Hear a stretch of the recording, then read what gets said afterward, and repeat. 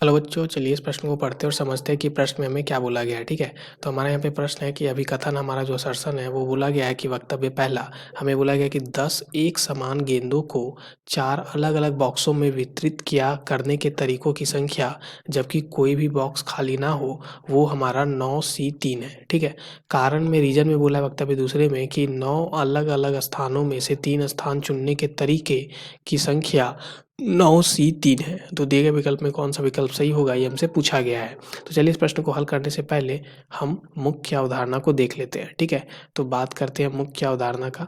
तो सबसे पहले अगर हम बात करें तो देखो, अगर हम मान लो हमारे पास यहाँ पे R वस्तुएं हैं। ठीक है, या तो हम बात करें यहाँ पे N वस्तुएं हैं। ठीक है, हमारे पास क्या है, N वस्तुएं हैं। सबसे पहले हम बात करते हैं कि हमारे पास मान लो N वस्तुएं हैं। ठीक है, तो N वस्तुएं हैं।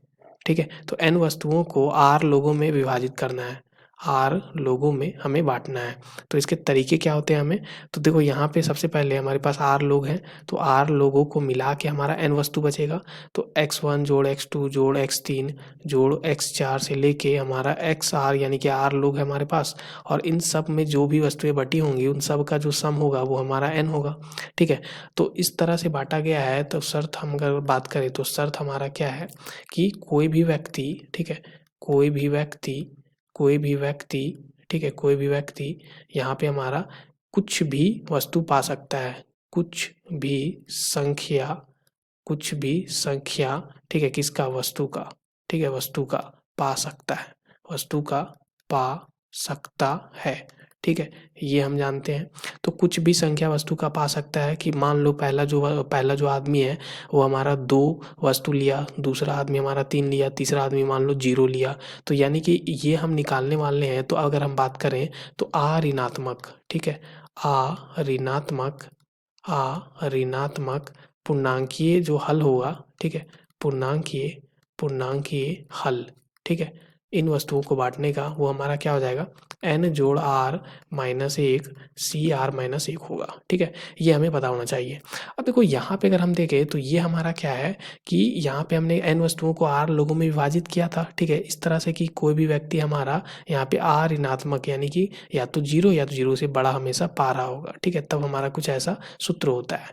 अब बात करते हैं हमें क्या है कि 10 एक समान गेंदों को 4 अलग अलग बॉक्सों में वितरित करने के तरीकों की संख्या, ठीक है, हमसे पूछी गई है जब कोई भी बॉक्स खाली ना हो। ठीक है, तो कोई भी बॉक्स खाली ना हो बोला गया है, यानी कि 0 नहीं होना चाहिए कोई भी बॉक्स में संख्या।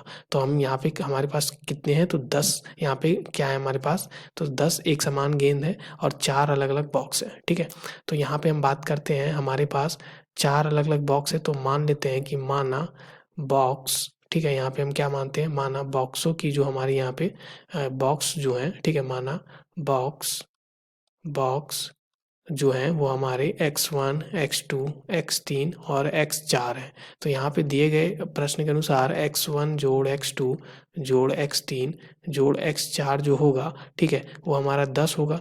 अब अगर हम यहाँ पे r ऋणात्मक हल निकालना चाहते हैं तो सबसे पहले हम क्या करेंगे, तो यहाँ पे जो x1 है उसको हम क्या करेंगे, तो x1 को हम यहाँ पे सबसे पहले 1 दे देंगे। ठीक है, तो अगर x1 को 1 दे देंगे तो यहाँ पे x1 जोड़ 1 हो जाएगा मान लो। ठीक है, तो x1 को अगर 1 दे दिया हमने मान लो, सबसे पहले हम क्या करते हैं यहाँ पे 1 1 सबको दे देते हैं ताकि हमारा क्या हो जाए, यहाँ पे 1 1 देने के बाद हमारे पास यहाँ पे कोई भी, यहाँ पे अब फिर हम किसी भी तरीके से दे सकते हैं, उसके बाद फिर हम बॉक्सों को भर सकते हैं।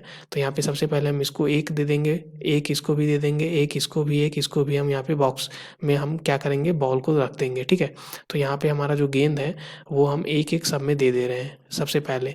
ऐसा हम क्यों कर रहे हैं, ताकि हमारा क्या हो जाए कि देखो अभी हम क्या कर रहे थे कि 10 हमारे पास गेंद होनी चाहिए इन बॉक्सों में भर के, तो हम किसी भी तरीके से भर सकते थे। x1 हमारा यहाँ पे क्या हो सकता था, 0 या 0 से बड़ा हो सकता था, यानी कि इस बॉक्स में हम क्या कर सकते थे, या तो 0 गेंद या तो 0 से बड़ा रख सकते थे। लेकिन पहले हम क्या करते हैं, 1 1 दे देते हैं ताकि हमारा कोई बॉक्स खाली ना हो। तो अब जो होगा, तो अब जो हमारे पास आ जाएगा वो हमारा क्या आ जाएगा कि x1 जोड़ x2 जोड़ x3 जोड़ x4 हमने 1 1 भर दिया है। तो हमारे पास जो 10 गेंदें थी, अब हमारे पास 6 गेंदें बचेगी क्योंकि 4 गेंदें हमने भर दिया है चारों में।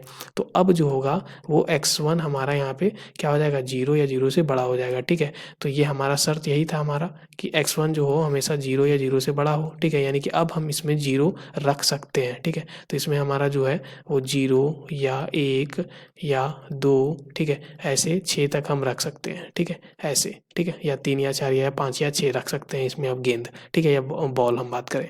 तो यहाँ पे हम बात करें तो अब ये हमारा आ गया r ऋणात्मक पूर्णांकीय हल जैसा। तो इसका जो हमारा यहाँ पे आ ऋणात्मक, ठीक है, आ ऋणात्मक अगर हम बात करें तो आ ऋणात्मक पूर्णांकीय हल, ठीक है, पूर्णांकीय हल वो अब क्या आ जाएगा, तो ये बन जाएगा यहाँ पे अगर हम देखें तो n बराबर हमारा क्या है, n बराबर 6, r बराबर 4 है। तो यहाँ पे क्या हो जाएगा 6 जोड़ 4 माइनस 1 c 4 माइनस 1, यहाँ पे क्या आ जाएगा 10 माइनस 1 यानी कि 9 c 3 आ जाएगा, ठीक है।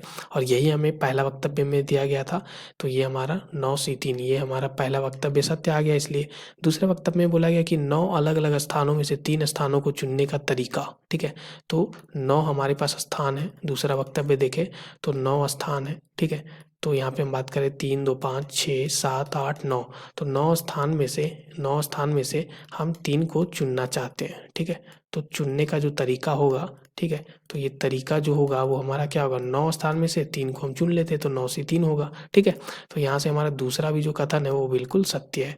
लेकिन हम देख सकते हैं कि दूसरा कथन हमारा पहला का तो सही व्याख्या तो है नहीं, ठीक है।